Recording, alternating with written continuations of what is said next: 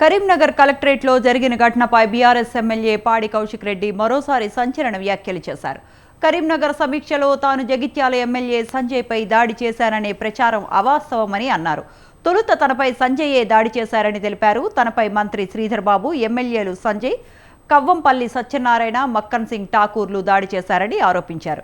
MLA సంజయ్ను ప్రశ్నిస్తే తనపై కేసులా అని నిలదీశారు. పార్టీ మారిన ఎమ్మెల్యేలను రాళ్లతో కొట్టాలని సీఎం రేవంత్ రెడ్డి గతంలో స్వయంగా చెప్పారని గుర్తు చేశారు. రాబోయే రోజుల్లో గ్రామాలకు వచ్చే పార్టీ మారిన ఎమ్మెల్యేలను బీఆర్ఎస్ కార్యకర్తలంతా బరాబర్ రాళ్లతో కొడతామన్నారు. తమపై దాడులు ఆపకుంటే కాంగ్రెస్ ఆఫీసుల మీద దాడులు చేస్తామని హెచ్చరించారు. తమపై దాడులు చేస్తూ ఉంటే చూస్తూ ఊరుకోమని, తాము కూడా ప్రతిదాడులు చేస్తామని వార్నింగ్ ఇచ్చారు. పార్టీ మారిన ఎమ్మెల్యేలపై అనర్హత వేటు వేయాలని పాడి కౌశిక్ డిమాండ్ చేశారు.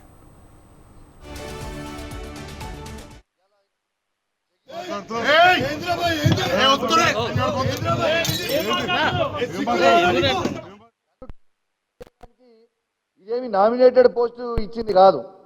హుజరాబాద్ నియోజకవర్గ ప్రజల గుండెల నుంచి ఓట్లేస్తే వాళ్ళ మనసు గెలిస్తే నేను బాజాబ్తు ప్రజల పక్షాన నిలబడి కొట్లాడుతా ఉన్నాను. ఇలా జగిత్యాల సంజయ్ లాగా బ్రోకర్ గాన్ లాగా పైసలకి నేను అమ్ముడు పోలే. పైసలకి అమ్ముడు పోయినోడివి నువ్వు. ఇలా పైసలకి అమ్ముడు పోయినోడు మారిన 10 మంది బీఆర్ఎస్ పార్టీ ఎమ్మెల్యేలు గెలిచి మారి కాంగ్రెస్ పార్టీలో చేరినోడు పైసలకు అమ్ముడు పోయిన వాళ్ళు, మేము కాదు కదా.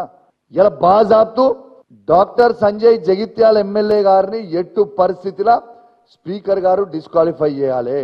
స్వయంగా అఫీషియల్ రివ్యూ మీటింగ్ లో మీ ముగ్గురు మంత్రుల సమక్షంలో ఉత్తమ్ కుమార్ రెడ్డి గారు, శ్రీధర్ బాబు గారు, పొన్నం ప్రభాకర్ గారు, ఇతర కాంగ్రెస్ పార్టీ శాసనసభ్యులు ఉండగా బీఆర్ఎస్ పార్టీ శాసనసభ్యులు మొత్తము ఉమ్మడి కరీంనగర్ జిల్లాలో ఉన్న అధికారులు, ఎలక్ట్రానిక్ మీడియా, ప్రింట్ మీడియా సాక్షిగా నేను కాంగ్రెస్ పార్టీలో ఉన్నా అని చెప్పినాక మీరు ఎందుకు డిస్క్వాలిఫై చెయ్యరు అని నేను అడుగుతా ఉన్నాను.